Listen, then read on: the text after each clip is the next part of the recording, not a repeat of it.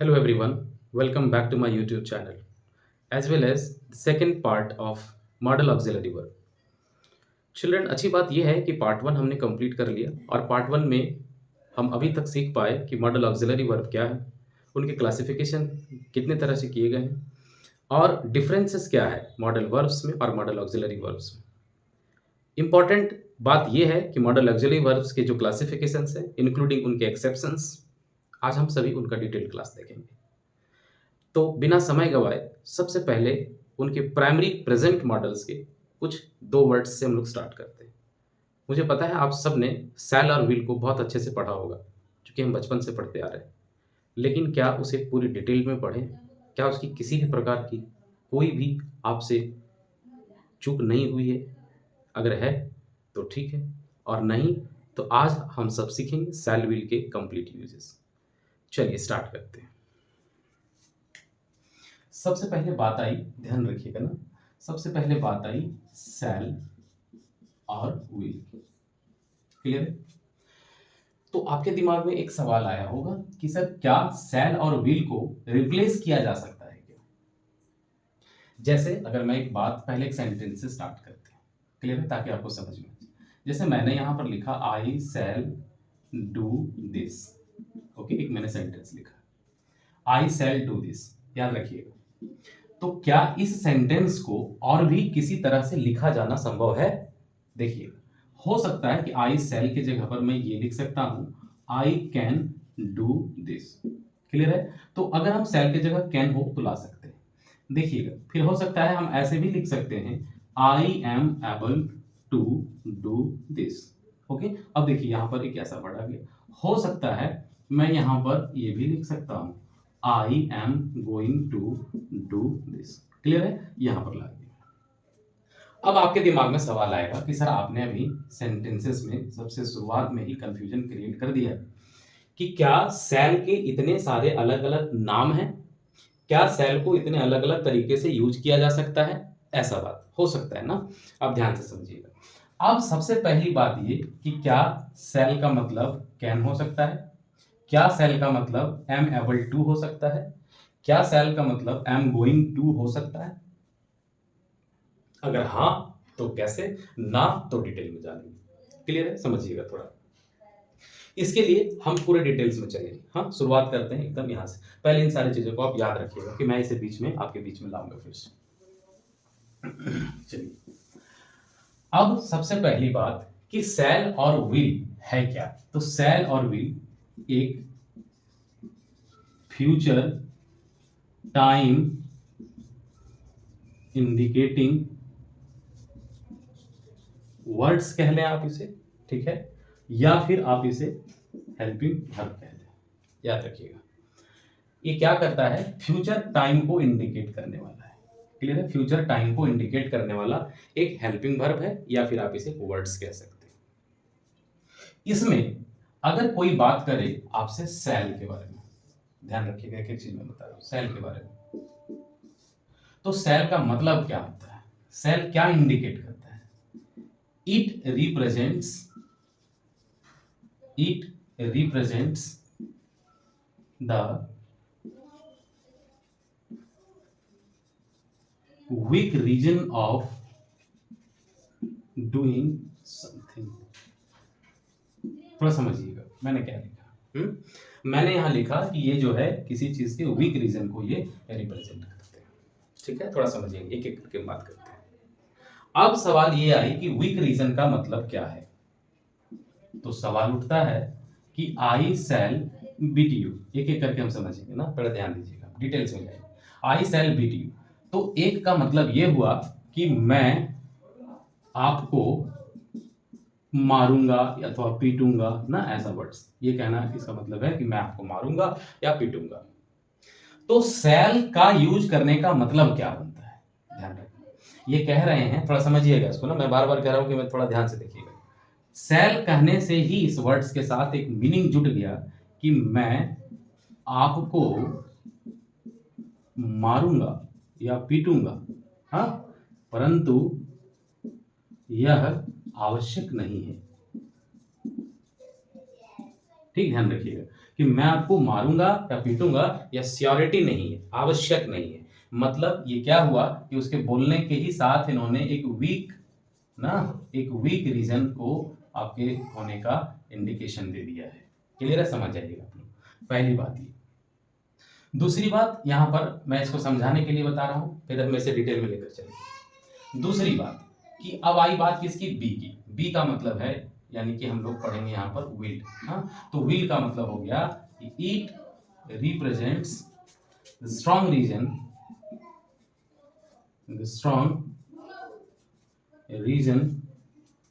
ध्यान रखना, of doing something.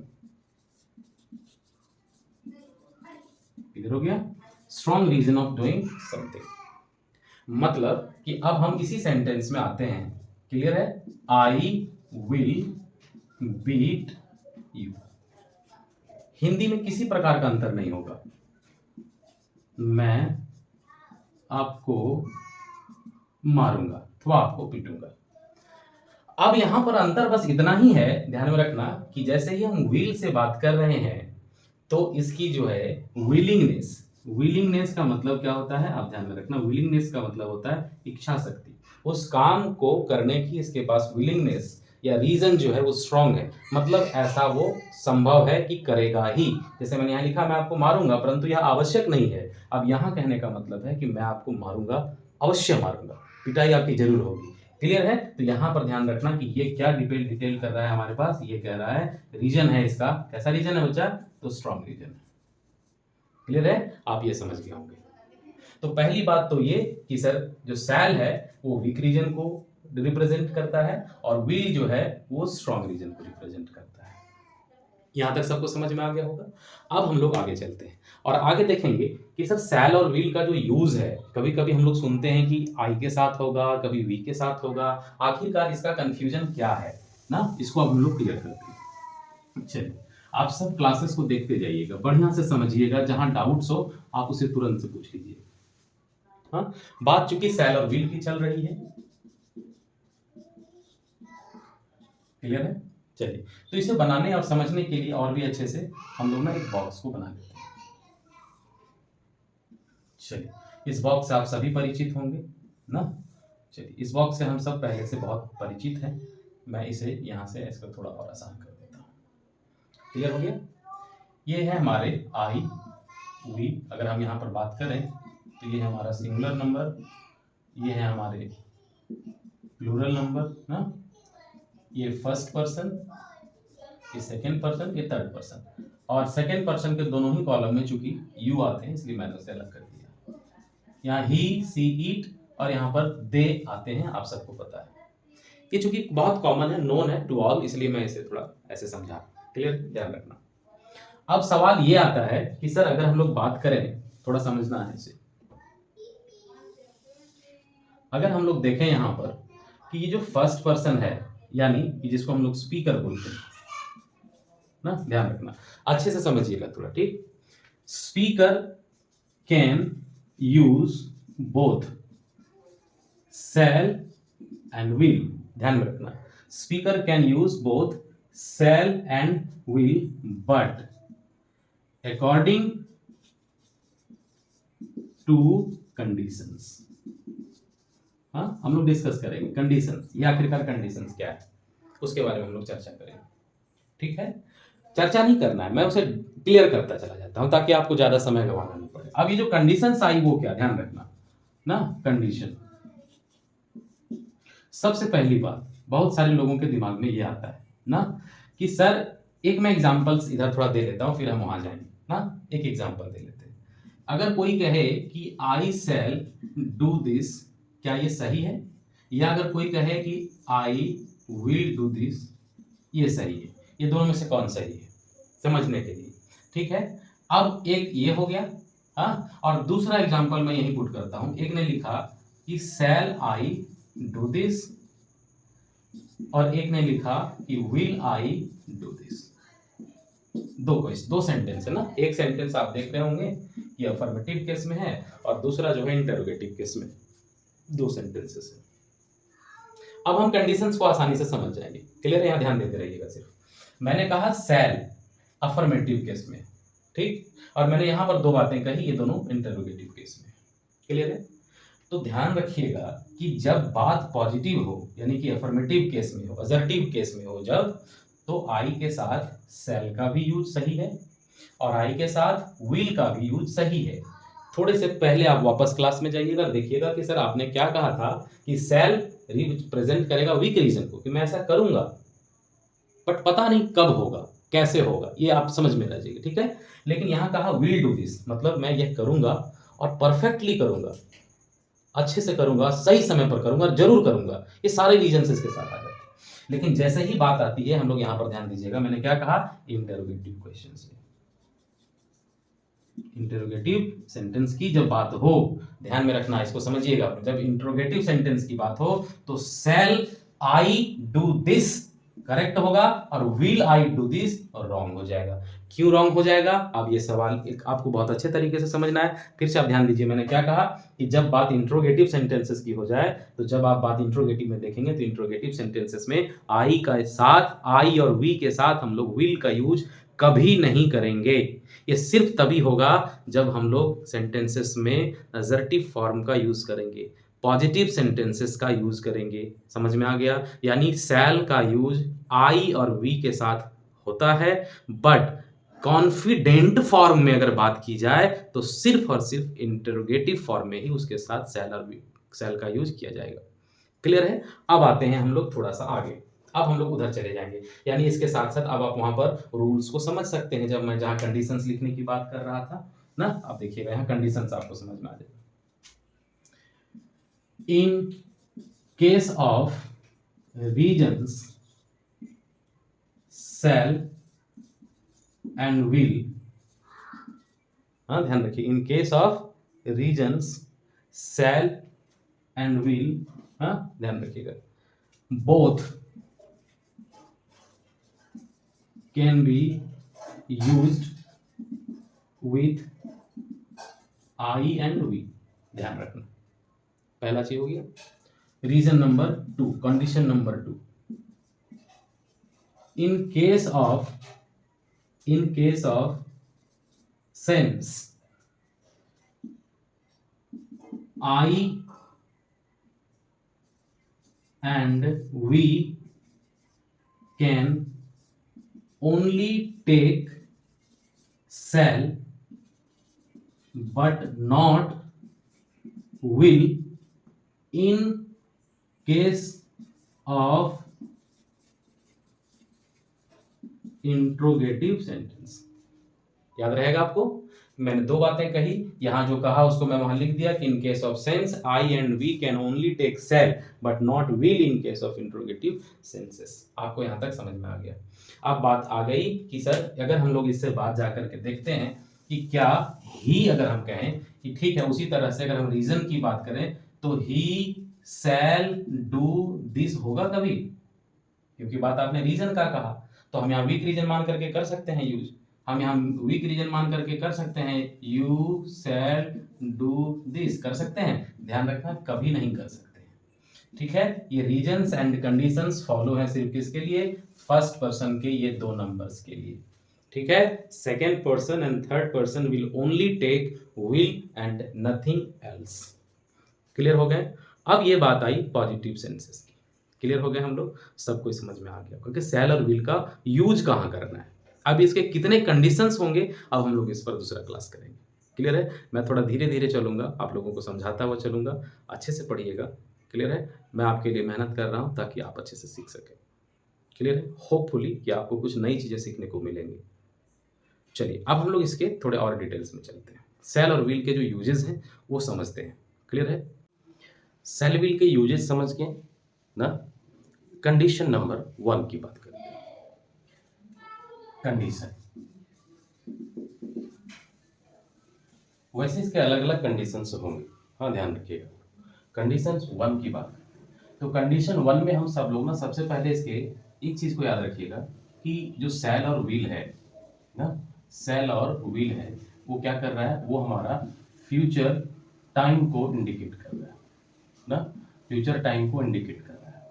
लेकिन एक बात आप ये भी याद रखिएगा कि अगर किसी सेंटेंस में हाँ ध्यान रखिएगा, फ्यूचर टाइम इंडिकेट कर रहा है, लेकिन अगर किसी सेंटेंस में शैल और विल का यूज किया गया हो और साथ ही साथ इसके साथ अगर टाइम का यूज किया गया हो तो थोड़ा सा प्रॉब्लम हो सकता है आपको समझने में। प्रॉब्लम किस प्रकार का होगा, क्योंकि ये शैल विल ऑलरेडी क्या कर रहा है, हमारा फ्यूचर टाइम को इंडिकेट कर रहा है, फ्यूचर टाइम को इंडिकेट कर रहा है, और इसके साथ हम विशेष किसी प्रकार का वैसे टाइम का यूज हम नहीं कर सकते हैं ना, we can not use a time of future tense और शोइंग फ्यूचर टाइम। मैंने यहाँ दो बातें लिखा, ध्यान से देखिए। मैंने कहा कि अगर किसी सेंटेंस में शैल विल की यूज करी गई हो और अलग से उसमें कोई ऐसा टाइम का यूज किया जाए जिससे फ्यूचर टेंस का होना पता चले या फ्यूचर किसी भी एक्टिविटी होने वाले टाइम का पता चले, इसके कारण से हम लोग फ्यूचर टेंस में किसी टाइम का यूज नहीं करते हैं। दो चीज ध्यान रखिएगा, शैल विल किसको रिप्रेजेंट करता है, फ्यूचर टाइम को, और शैल विल के साथ ऑलरेडी चूंकि ये फ्यूचर टाइम को इंडिकेट कर रहा है, तो फिर हम जब यहाँ फ्यूचर टाइम का यूज करेंगे तो दोनों में से सेंटेंसेस गलत हो जाएंगे। या तो शैल विल होगा तो फिर इस तरह का यूज नहीं होना चाहिए, और अगर ये होगा तो फिर इस तरह का यूज नहीं होना चाहिए। क्लियर है? बात करते हैं हम लोग, इसको डिटेल में समझते हैं, ठीक है ना, थोड़ा ध्यान दीजिएगा। सबसे पहली बात, हम लोगों ने चूंकि अब क्लासेस को कंप्लीट तरीके से देखना है, समझना भी है, हाँ चलिए, तो बात करते हैं पहले कंडीशंस पर।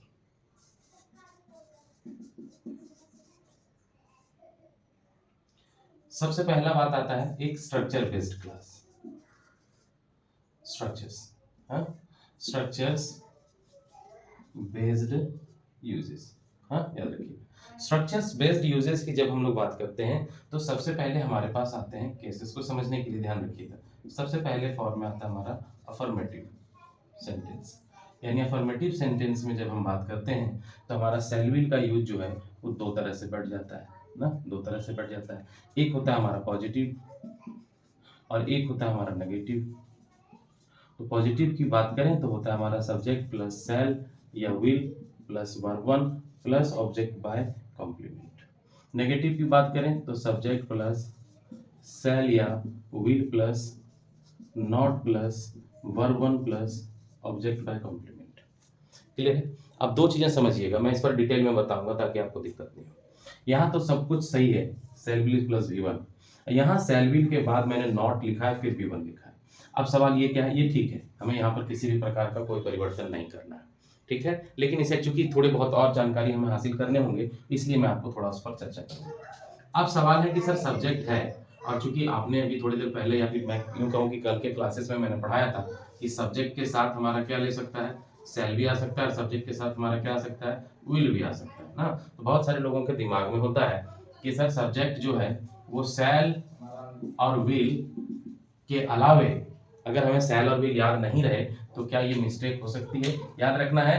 तब हम क्या कर सकते हैं, सब्जेक्ट प्लस शैल या विल का जो शॉर्ट फॉर्म हम लोग यूज करते हैं अपोस्ट्रोफी प्लस डबल एल, इसका इस्तेमाल कर सकते हैं। जैसे अगर मैं कहूं कि आई शैल गो देयर, हाँ ऐसे, तो हम इस सेंटेंस को लिख सकते हैं आई गो देयर, राइट। यहां पर देखिए हमने क्या किया, शैल के सिर्फ शॉर्ट फॉर्म को, यानी कि हमने जो इसके वर्ड्स का जो आखिरी जिससे हम लोग इसे समझ सकें उसका यूज किए हैं डबल एल का। यहाँ भी है डबल एल, यहाँ भी है डबल एल ना, तो अपस्ट्रॉफ के साथ हम लोगों ने डबल एल का यहाँ पर इस्तेमाल किया। बात समझ में आ गया? यानी कि हम ऐसा कर सकते हैं, I shall go there, I will go there, simple. It will be pronounciate differently, simple याद रखना, थोड़े से अंतर हो सकते हैं। whenever you will be going to pronunciate the words, maybe it will give you some problem। तो पहली बात तो ये कि आपको समझना है, जैसे मैंने भी क्या कहा कि आई शैल, हाँ तो आई शैल आई विल, मान लीजिए ये बोलचाल की भाषा में हम लोगों के शैल विल के अंतर नहीं देखे जाते, लेकिन अगर मैं कहूँ कि मैं आपको पढ़ाऊंगा तो आई शैल टीच यू, हाँ अगर हम पीछे क्लास में देखें तो वीक रीजन के साथ है, हो सकता है I will take some time और आई कैन जस्ट मैन्युपुलेट की नहीं पढ़ाऊंगा, बट हम कह रहे हैं पढ़ाएंगे, तो यहाँ टाइम के केस में हो सकता है। लेकिन शैल और विल को अगर हम सर शॉर्ट करें या हम शैल और विल को जो है वो हम लोग यूज करना चाहें शॉर्ट में, तो कैसे करेंगे, तो शैल और विल के बदले हम लोग क्या कर सकते हैं, अपॉस्ट्रोफ का यूज करके और डबल एल लगा सकते हैं, हाँ उससे शैल भी रिप्रेजेंट हो जाएंगे और विल भी हो जाएंगे, according to the usages it will be placed there. Understood? चलिए आगे बात करते हैं। तो हम लोगों ने समझ लिया कि कैसे करना। जैसे फॉर एग्जाम्पल, अगर आपके मन में बहुत सारे कंफ्यूजन अभी भी आ रहे हो, मैं एक बात और कर देता हूँ, ध्यान में रखिएगा। जैसे अगर मुझे लिखना है कि ही विल हेल्प यू ना, एक सेंटेंस मैंने लिखा कि ही विल हेल्प यू। अब देखिए यहाँ पर ही विल लिखा हुआ है, ठीक है, हम इसे ऐसे भी लिख सकते हैं, ही, ध्यान रखिए। तब हम इसे कैसे पढ़ेंगे, ध्यान रखना, ही इल पढ़ेंगे ना, यहाँ पर ये साइलेंट होता है। अब पढ़ने के लिए आपको थोड़ा सा ध्यान रखना होगा। क्लियर हो गया? चीजें को समझिएगा आप लोग। शॉर्टकट में हम ऐसे लिख सकते हैं, लिखना गलत नहीं है, ध्यान रखना। लेकिन अगर कहीं मान लीजिए आपके एग्जाम में सवाल पूछ दिए गए, यहाँ पर ऐसे भरना है आपको, रीड इट, एक सेंटेंस है और आपको यहाँ पर भरना है शैल और विल ना, ऐसे फिल करना है। जनरली ऐसा बच्चे करते हैं, जो समझदार हम नहीं करेंगे। तो ही डैश रीड इट, सपोज अब शैल और विल है, किसी के दिमाग में ये आ गया कि सर क्या हम यहाँ पर ऐसे करके ऐसे कर दे सकते हैं, तो बिल्कुल नहीं कर सकते। जहां ऑप्शंस की बात आए, आप सिर्फ ऑप्शंस में जाइएगा कि शैल और विल दोनों में से कौन सा होगा, तो शैल डेफिनेटली नहीं होगा, यहाँ क्या होगा, विल होगा। क्लियर हो गई ये बात है? अब हम लोग थोड़े से इससे आगे आते हैं, चलिए फिर हम वापस उसी स्ट्रक्चर पे आते हैं। पहले हम लोगों ने शैल और विल के शॉर्ट यूजेस को भी देख लिया, क्लियर है?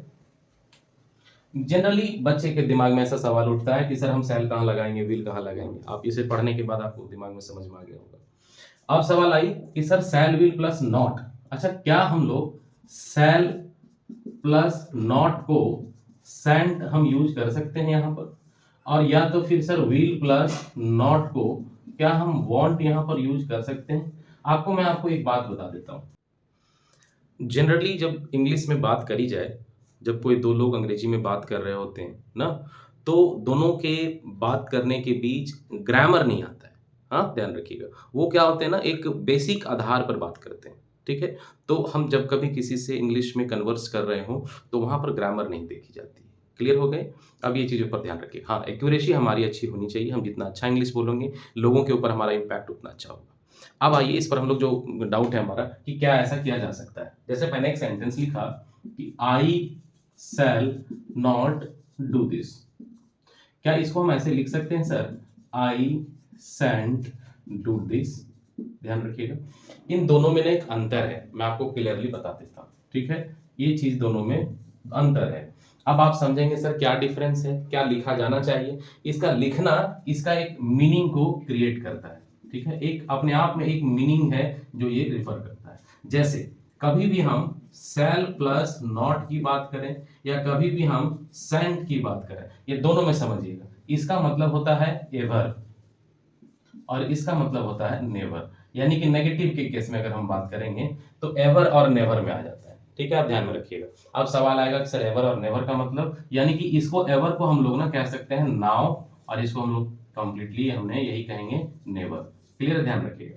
अब यहाँ पर इस सेंटेंस के जरिए आइए समझने की कोशिश करिए। कह रहा है कि आई शैल नॉट डू दिस, इसका मतलब है कि मैं ये जो काम है वो अभी नहीं करूंगा ना। अपने आप इस सेंटेंस में क्या जुड़ गया, नाउ का सेंस आ गया। अब ये कह रहा है आई शैंट डू दिस, तो जब हम लोग उस वर्ड को ना इस तरह से बोलेंगे, इसका कहने का मतलब है कि मैं यह काम करूंगा ही नहीं। क्लियर है, ध्यान रखिएगा। ये स्पीकिंग टोन है, ठीक है, ये स्पीकिंग टोन है। ग्रामर दृष्टिकोण से हम इसमें और इसमें किसी भी प्रकार का कोई भी डिफरेंसेस फाइंड नहीं करते। क्लियर हो गया यहाँ तक? अब आते हैं हम लोग यहाँ के बाद, यहाँ से आगे देखते हैं। चलिए, दो चीजें हम लोगों ने समझ लिया, क्लियर हो गया हमारे यहाँ पर। अब आते हैं हम लोग कंडीशंस नंबर 2 में, स्ट्रक्चर बेस्ड कंडीशन। बस ये दो बातें आप लोग याद रखिएगा। अब हम लोग इससे थोड़ा सा आगे आते हैं। थोड़ा सा आगे का मतलब क्या, कि अगर हम लोग सर शैल और विल, जो भी मैंने कहा था कि शैल और विल अगर हम ऑलरेडी यूज किए हुए हैं, फिर इसके बाद वर्ब का यूज किया गया हो, ऑब्जेक्ट बाय कॉम्प्लीमेंट का यूज किया गया हो, और यहाँ पर अगर किसी विशेष प्रकार की टाइप ना, समझिएगा ये मैंने क्या कहने का कोशिश किया यहाँ पर, आप इसको जानिएगा। दो बातें यहाँ पर बहुत ही स्पष्ट है, क्लियर है। पहली चीज जो आप देख रहे हैं, समझिएगा आप लोग, तो दो बातों में से एक है कि ये जो टाइम है, किस प्रकार का टाइम है। तो टाइम हमारे लिए एक विशेष प्रकार का बात को दिमाग में क्लियर करता है। ये प्री प्लान, अगर हम किसी समय में टाइम को जिक्र करते हैं तो कहीं ना कहीं हमारा जो एक्शन होता है, ये जो हमारा एक्शन होगा यहाँ पर, वर्ब जो है ना, वो हमारा एक्शन क्या हो जाएगा, प्री प्लान्ड हो जाएगा। समझिएगा, प्री प्लान्ड हो जाएगा। यानी कि प्री प्लान्ड एक्शन में हम लोग किस प्रकार के टाइम का यूज करते हैं, तो डेफिनेटली कमिंग ना, हम लोग कमिंग डे या डेज, क्लियर है। डेट्स, ईयर्स, इस तरह की बातें करते हैं। क्लियर हो गया? किसी भी कमिंग आवर्स की बातें करते हैं। तो जब हम लोग इस तरह का बात करें, समझिएगा थोड़ा ना, तो आपको थोड़ा एक प्रॉब्लम फेस करना होगा कि coming day, time, dates, years, hours या भी कोई भी एक परफेक्ट टाइम की हम लोग बात कर लें, तो जहां पर इन सारी चीजों का बात हो सर, इससे यह स्पष्ट होता है कि हमारा जो एक्शन है वो क्या है, प्री प्लान्ड।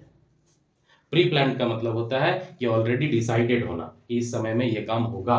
ठीक है, जैसे हम लोग इस तरह का यूज करते हैं। आप समझिएगा थोड़ा सा यहाँ पर, जब कहीं प्री प्लान्ड एक्शन की बात हो ना, ध्यान में रखिएगा, जब कहीं प्री प्लान्ड एक्शंस की बात हो, तो मैं यहाँ एक चीज और जोड़ देता हूं ताकि आपको कंफ्यूजन ना हो। जब हम प्री प्लान की बात करें, एक्शंस की बात करें, तो समझिएगा थोड़ा। अब इसके स्ट्रक्चर्स यहाँ पर मैंने पहला लिखा था, मैं यहाँ एक और स्ट्रक्चर्स को ऐड करता हूं।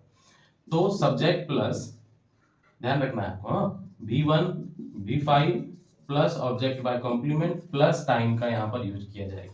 आप समझिएगा कि मैंने यहाँ पर क्या किया है कि सेल व्हील प्लस V1 में से ये जो सेल व्हील है, इसको मैंने सिर्फ और सिर्फ यहाँ से क्या किया है, रिमूव कर दिया, हटा दिया, और उसके जगह पर हमने क्या लिया है, हम यहाँ पर V1 और V5 लिया है। किस केस में, टाइम के केस में। चूंकि हम थोड़ी देर पहले ही पढ़ा चुके हैं कि अगर सेल व्हील का यूज होता है ना, अगर सेल व्हील का यूज होता है तो ये फ्यूचर इंडिकेशन है।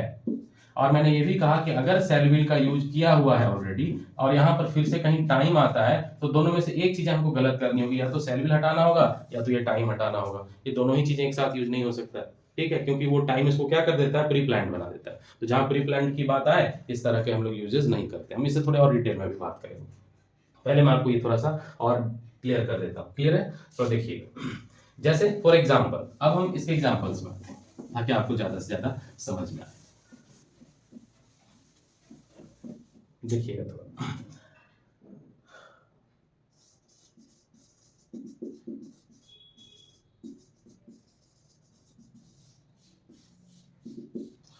जैसे एक सेंटेंस लिखा है कि द प्राइम मिनिस्टर विल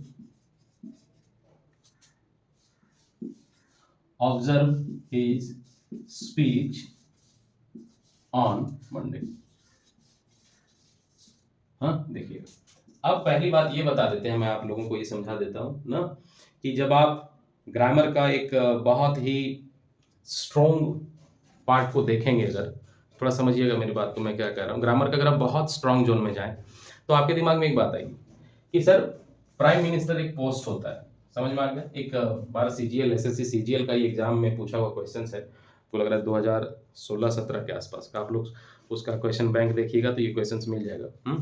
वहां पर एक क्वेश्चन पूछा हुआ था और उनके रिलेशन में यहाँ पर हीज को गलत माना गया था।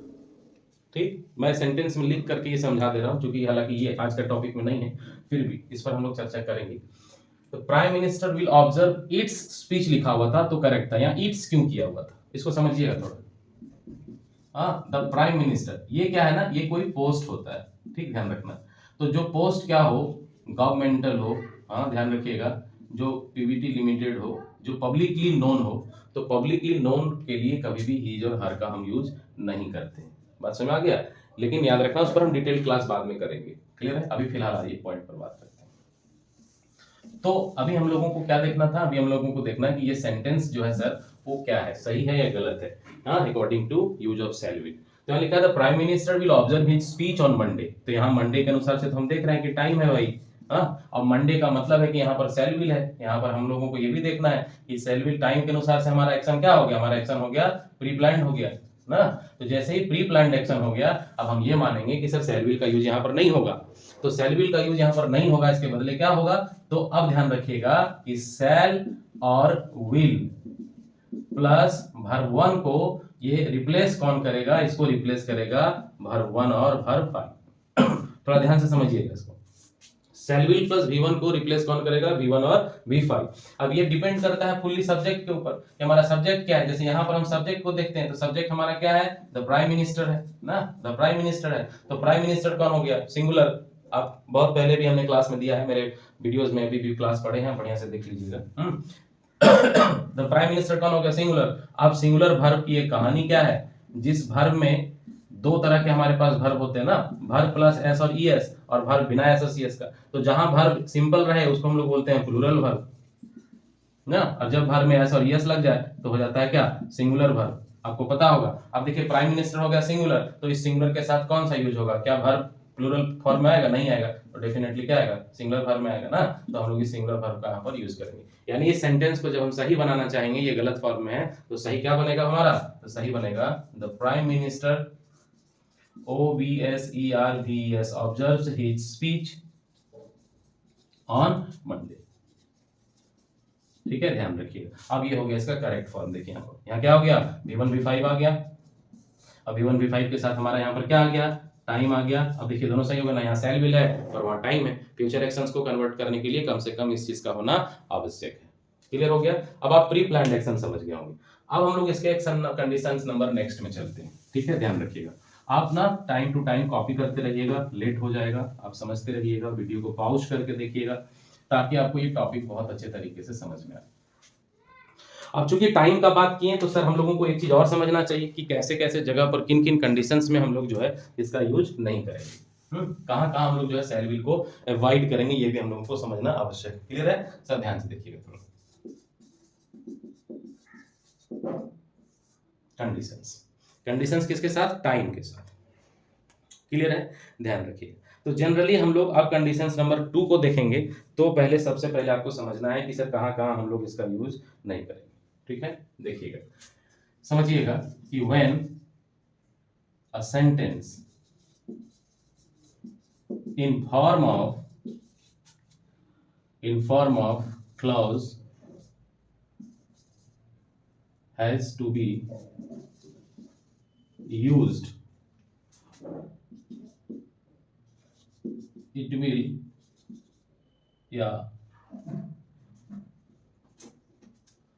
will indicate us the proper uses of shall and will। अब समझिएगा इसको थोड़ा। ठीक है, मैं इस बात को क्लियर कर देता हूँ। कह रहा है कि अगर हमारा सेंटेंस कभी क्लॉज के फॉर्म में आ जाए, ठीक, क्लॉज के फॉर्म में आ जाए, इसको थोड़ा डिटेल में देखिए। मेरा सेंटेंस अगर कुछ ऐसा लिखा हो, ठीक है, कंडीशंस के तौर पर, ये लाइन को आप समझिए। अगर मैं कहूं कि ये हमारा पीसी है, अगर ये मैं कहूं एससी है, पीसी और एससी को आप समझे होंगे, नहीं तो आप यहां से देखिएगा। एक होते हैं प्रिंसिपल क्लॉज और एक होता है सबऑर्डिनेट क्लॉज। क्लियर है। जो सेंटेंस फ्री हो, फ्री, अभी आप इतना ही समझिए से कि जो सेंटेंस फ्री हो अपने आप में, जिसको अर्थ देने के लिए किसी और के ऊपर डिपेंड नहीं करना पड़े, that is called principle, right. जो अपने आप में फ्री हो, जिसे किसी पर डिपेंड नहीं करना पड़े, और जिसको कंप्लीट मीनिंग देने के लिए किसी के ऊपर डिपेंड करना पड़े, वो सबऑर्डिनेट, वो किसी के ऊपर ऑर्डिनेटिंग होता है ना। ध्यान रखिएगा। तो ये सेंटेंस जो है हमेशा इसके ऊपर क्या करता है, डिपेंड करता है ना। ए जो है वो फ्री है और बी जो है वो डिपेंडेंट। ठीक है, ध्यान रखिएगा आप लोग। तो सबऑर्डिनेट जो होते हैं वो क्या होते हैं, डिपेंडेबल होते हैं, किसके ऊपर, ए के ऊपर, यानी प्रिंसिपल के ऊपर। अब यहां क्या है समझिएगा, दोनों चीज में समझने की कोशिश करिएगा। एक सेंटेंस लिखता हूं मैं हिंदी से, हाँ, यदि मैं आपसे मिलूंगा तो मैं आपको एक गिफ्ट दूंगा। ध्यान रखिएगा, समझने की कोशिश करिए।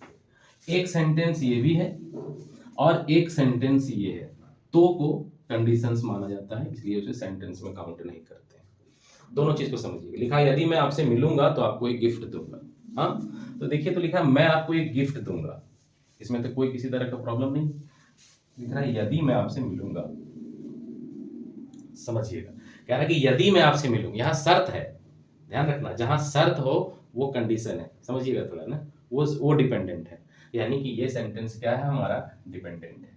क्लियर है बाबू, ध्यान रखिएगा। तो जो डिपेंडेंट होगा, अब ये सोचेंगे कुछ लोग सर कि ऐसी इधर होना चाहिए, किसी इधर होना चाहिए, उससे कोई मतलब नहीं है, ठीक, आप समझिएगा। तो जो कंडीशन होगा, जो यहाँ वर्ड्स होंगे, ये जो वर्ड होंगे, ये कभी शैल विल का यूज नहीं करेगा। आपको समझना है कि ये शैल विल का यूज नहीं करेगा। अब यहाँ कौन कौन से वर्ड आएंगे, ध्यान रखिएगा। आप सब लोग वर्ड्स को यहाँ पर मैं लिख देता हूँ, हालांकि बाद में हम इसके ऊपर डिस्कस भी करेंगे। अगर यहाँ लिखा रहे इफ, कंडीशंस के तौर पर ना, ये क्या है, कंडीशन है, ये कंडीशन क्रिएट करने वाला है। तो कंडीशन में इफ, इन केस, ध्यान रखते जाइएगा ताकि आपको समझ में आ जाए। सपोजिंग या सपोज, क्लियर है। प्रोवाइडेड या providing, so long as long, इस तरह के अगर कंडीशंस की बात करी जाए ना, कभी कभी व्हेन, जितने भी कंडीशंस आपके साथ आते हैं, ठीक है, व्हेन, यहां तक दिख रहा है, अनटिल, ठीक, जितने भी वर्ड्स हैं आपको सब कुछ हम यहां पर लिख देते हैं, टिल, अनटिल। देखिए ये सब टाइम है जहां पर हम लोग जनरली इसका यूज नहीं करते हैं, क्लियर है। कुछ कुछ केसेस में जब ये कभी कभी जो है वो कंडीशंस अलग टाइप के क्रिएट करते हैं, नो सूनर, हार्डली, स्कार्सली, ये कंडीशनल टाइम है, यानी कि जनरली जब इन चीजों का बात हो तो हम लोग शैल विल का यूज नहीं करते हैं, क्लियर है। आप ये सब याद रखिएगा, थोड़े थोड़े ये वर्ड्स को आप लोग नोट करके और रट लीजिएगा, क्लियर है, ध्यान रखना। इनके साथ कभी भी मॉडल का यूज नहीं किया जा सकता, या फिर हम लोग यहाँ पर लिख देंगे कि नो यूज ऑफ मॉडल। यहाँ पर जनरली हम लोग किसी भी प्रकार से शैल विल या मॉडल्स का इस्तेमाल बहुत रेयर करते हैं, क्लियर हो गया। अब आइए हम लोग इसके सेंटेंस को क्लियर करते हैं, थोड़ा समझिएगा। यहाँ क्या लिखा है, यदि मैं आपसे मिलूंगा, तो यदि में आ गया इफ, पहले हम पूरा ट्रांसलेट कर लेते हैं, if I shall meet you, comma के बदले हम तो मान लेते हैं, वैसे जनरली लोग इसे THEN भी लिखना पसंद करते हैं, आवश्यक नहीं है लिखना। मैं आपको एक गिफ्ट दूंगा, I shall give you a present, और यह गिफ्ट, ठीक है, एक सेंटेंस लिखा होगा। अब दोनों चीज देखिए, तो इधर भी सेल, इधर भी सेल, यहाँ पर सेल है, यहाँ पर सेल। अब दोनों चीज याद रखिएगा, दोनों तरफ कभी भी नहीं हो सकता है सेल से, क्लियर है, याद रखना। तो कंडीशंस जो है वो कंडीशन जिधर होंगे उधर हम सेल और विल का यूज खत्म कर देंगे। तो ये जो सेल और विल है यहाँ पर गलत हो जाएगा। फिर याद रखेंगे जैसे आई जो है वो सिंगुलर है या प्लूरल है, तो आई क्या होता है, डेफिनेटली प्लूरल होता है। तो आई के साथ हमारा क्या यूज होगा, V1 या V5 यूज होगा। आप इसे देख लीजिएगा। तो V1 और V5 की अगर हम लोग बात करें, जैसे मान लीजिए मीट है तो V1 हो गया, मीट्स है V5 हो गया ना, तो हम लोग इसके साथ आई के साथ क्या यूज करेंगे, तो डेफिनेटली V1 यूज करेंगे। आई प्लूरल है, अगर इस बात को अगर ज्यादातर क्लियर करना हो तो हमने मेरे सबसे पहले मैंने वीडियोस में दिया है, मैं इसमें एक लिंक में डाल दूंगा, उसको आप देख लीजिएगा कि आई को प्लूरल क्यों माना जाता है और कब माना जाता है, क्लियर है। ये बहुत बड़ा क्वेश्चन है, यहाँ तक समझ में आ गया आप सबको। यानी कि ये एक बहुत बड़ा क्वेश्चन है, कंडीशंस को क्रिएट करना, टाइम को क्रिएट करना, ये सारा चीज जो है वो सेल विल के अंदर आता है। अब आप इसमें कोई भी सेंटेंस को अगर आप फ्रेम करें, जैसे मान लीजिए मैं एक और सेंटेंस के थ्रू इसको बता देता हूँ।